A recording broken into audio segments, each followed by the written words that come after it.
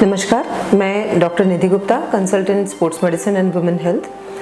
आज हम डिस्कशन करेंगे कॉमनली डिस्कस्ड स्पोर्ट्स इंजरी के बारे में, जिसे हम सामान्य भाषा में जानते हैं हिप पॉइंटर्स इंजरी के नाम से। स्पोर्ट्स पर्सन्स में आम भाषा में इस शब्द का इस्तेमाल किया जाता है। और एक इम्पॉर्टेंट बात इसके बारे में ये कि आपके हिप जॉइंट को इन्वॉल्व भी नहीं करती, जिसका नाम हिप पॉइंटर्स इंजरी है। होती क्या है ये?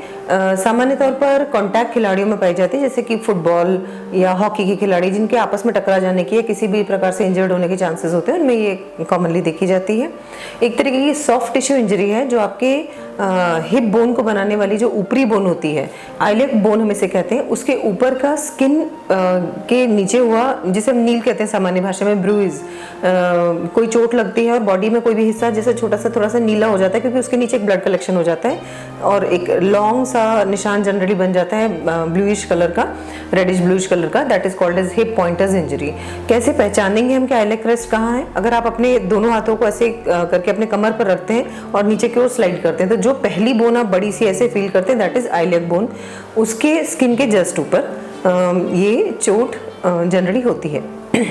अच्छा, महत्व क्या है? इस पर्टिकुलर बोन के इस हिस्से से बहुत सारी महत्वपूर्ण मसल्स का ओरिजिन होता है, शुरुआत होती है, चाहे वो हिप की मसल्स हो, चाहे आपकी थाई की मसल्स हो, बटक्स की मसल्स हो या एब्डोमेन की ऊपर की मसल्स हो। तो नेचुरली उस इलाके में होने वाली चोट या हिमाटोमा यानी कि ब्लड कलेक्शन की वजह से इनके मसल्स के फंक्शन में थोड़ा फर्क पड़ने का चांसेस होता है, तो नेचुरली आपकी परफॉर्मेंस पर असर आने की संभावना होती है। कैसे पहचानेंगे? सिम्टम्स क्या होते हैं? तो जहाँ चोट लगी होती है वहाँ पर रेडनेस होती है, पेन होता है, थोड़ी स्वेलिंग होती है, ऐसे ब्लूइश कलर का एक हिमाटोमा जैसा आपको बना हुआ दिखता है चमड़ी के नीचे आपके। उसके अलावा कई बार बहुत ज़्यादा पेन होता है, आप हाथ लगाते हैं तो बहुत ज़्यादा टेंडरनेस यानी कि पेन महसूस होता है। आपका जो रेंज ऑफ मोशन है, हिप का जैसे मूवमेंट आपका नॉर्मल सामान्य तौर पर फ्री अच्छे से हो सकता है, वो थोड़ा लिमिट हो जाता है क्योंकि आपको उस एरिया में पेन हो रहा है।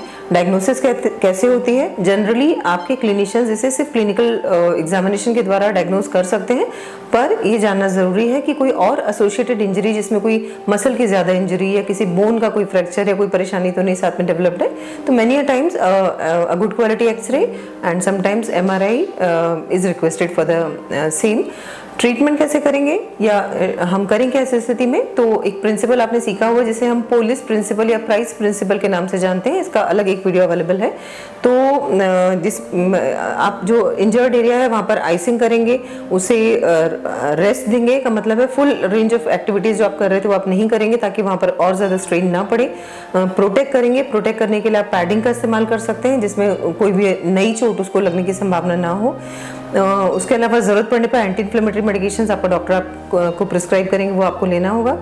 एक कॉमन सवाल होता है रिटर्न टू स्पोर्ट्स के बारे में। तो जो सीनियर खिलाड़ी होते हैं, जो जनरली इस बात को अच्छे से समझते हैं कि रिटर्न टू स्पोर्ट्स किसी भी इंजरी के बाद बहुत ही ग्रेजुएटेड होना चाहिए।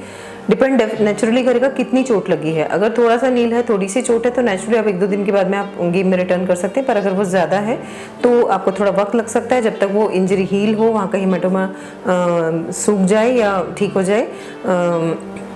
उसके बाद ही आपको रिटर्न करना चाहिए। अपने बेसिक असेसमेंट को करवाने के बाद ही रिटर्न करना चाहिए कि आपकी मसल्स कैसे फंक्शन कर रही हैं, कोई इम्बैलेंस तो नहीं डेवलप हुआ है।